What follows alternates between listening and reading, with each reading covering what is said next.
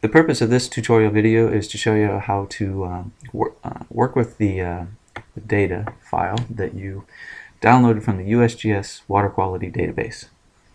As a result of that database search, you should have received a file called QW data somewhere in your computer's file space.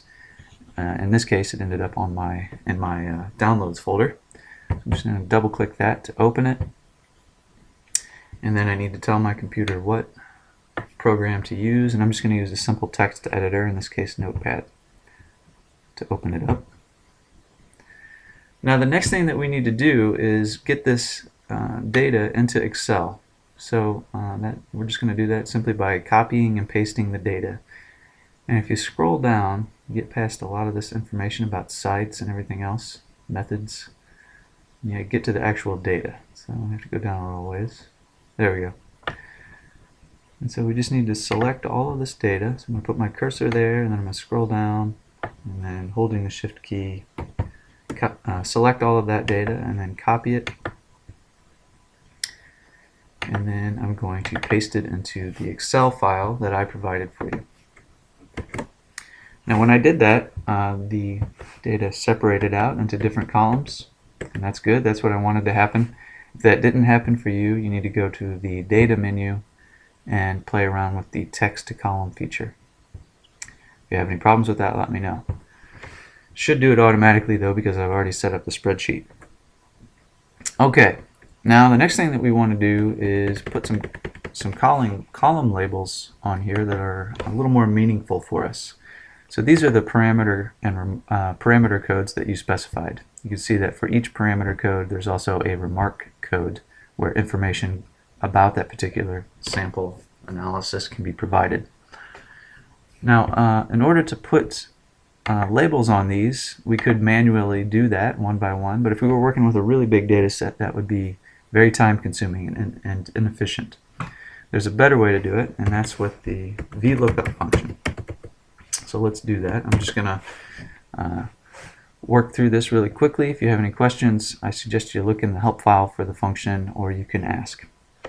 Alright, so Vlookup, and I want it to look up this parameter, and I'm going to have the software get it out of this worksheet right here, where I've provided a table array that has all of the information. It's got a short description of what those parameter codes are. So I'm going to select this entire column here, or this entire table array. There we go. Alright, I've selected the entire table array, comma. I want it to match the lookup value with whatever is provided in the second column of that table array. So I'm going to enter 2 there. And then I don't really care if it's an approximate or exact match, so I'm just going to skip that, parentheses, enter. You can see that the function returned a short description, the short description that's provided in that table that corresponds to this particular parameter code. I want to copy and paste that across all of my columns, but before I do that, I need to make sure that my table array cell references don't change. So I'm going to put these I'm going to put these dollar signs in there to fix those cells. And then I'm going to copy that and paste it all the way across. And when I do that, it will automatically label these columns for me. There we go. So now I have a little more meaningful column headings. And then before we get started messing around with the data, let's freeze those column headings so that they don't move as we scroll down through the data. There we go. Alright, now we're ready to work with the data. We need to sort it. And the goal of this sorting is to isolate data that comes from environments that have chemistry consistent with iron and sulfate reducing processes. Okay, so refer to the Word document that I provided for you, data mining instruction sheet. And if you read through that, it says what we need to do is eliminate any samples that have oxygen concentrations of 0.5 milligrams per liter or greater, nitrate nitrogen concentrations 0.11 milligrams per liter or greater, and sulfate concentrations less than 0.5 milligrams per liter. Basically, what we're doing is based upon a redox scheme that was defined previously in this paper. Based upon that redox scheme, we are isolating samples that have chemistry consistent with iron and sulfate reducing environments. So, for example, if they have 0.5 milligrams per liter or greater oxygen, that probably means that iron and sulfate reducing microorganisms are not that active in that system. So those samples aren't really helpful for what we're trying to do.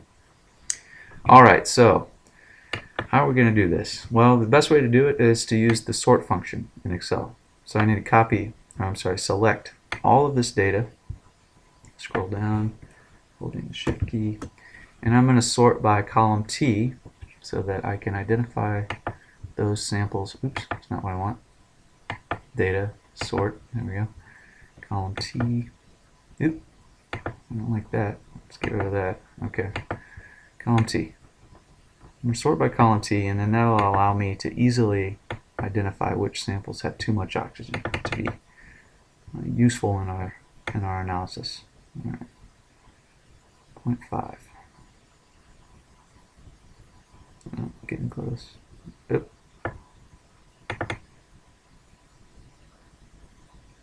There we go. Now, if you were doing this for a real study, you might want to hang on to these sample chemistries, maybe put them somewhere else.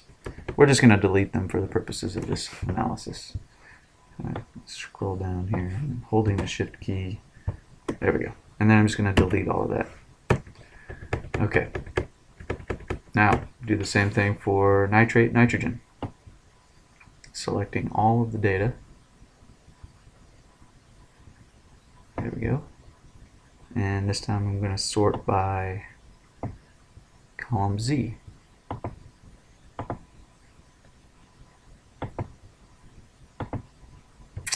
Okay. Put my cursor there. Scroll up. So you notice that there are no values reported here. We're going to get rid of those samples as well because we don't know what's in those samples. Nitrate was not analyzed. Okay, keep going. Okay. Oop. There we go. 0.11. So that means all of these have to go. Okay, and then sulfate. If the samples don't have much sulfate, they can't support a whole lot of sulfate reduction, right? So that's why we're getting rid of these. So now we need to sort by sulfate, and that is column AD. See, we're getting rid of a lot of data, but that's okay. There we go.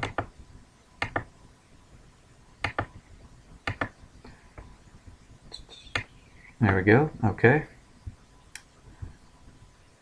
Highlight the samples that don't have it. Oops. Okay. What I should have done was sort it. Let's see. I'm going to resort this to make it a little easier. Okay, that's too slow. Let's do this. There we go. Okay, let's try that again. We're going to go largest. We're going to go largest to smallest this time. Okay. Now we can just delete off of the bottom of this. Okay, we got to have at least 0.5 milligrams per liter sulfate. Oop. Okay, so all of those are gone. One last thing that the worksheet says to do. It says, because we are interested in CO2, we only want to work with samples that have CO2 values reported. So let's take a look at our data. Scroll up. This time I'm going to sort by CO2 to identify those samples that do not have a CO2 value reported. Okay, and that is column X.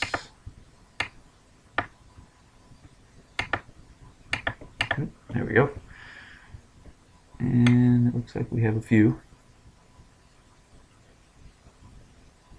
Okay. Delete. All right. Now, the first thing that you need to do after you've isolated the data that you're after is to calculate average values. Okay, and I'm just gonna show you this, and then from here you'll just want to follow the directions that are provided in the homework exercise. But in order to calculate average values, you just have to enter the formula and then select the data range. There we go.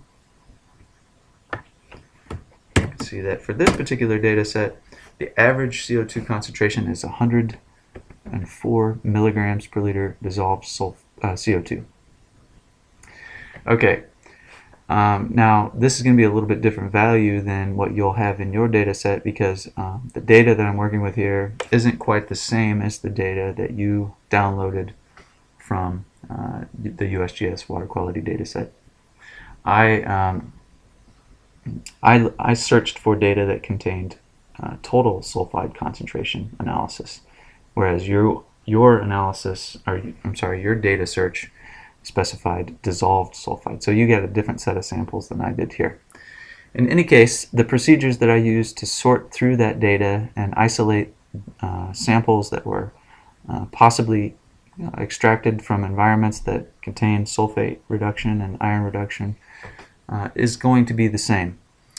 So from here, just follow the instructions in the homework exercise. Good luck. I look forward to seeing your results.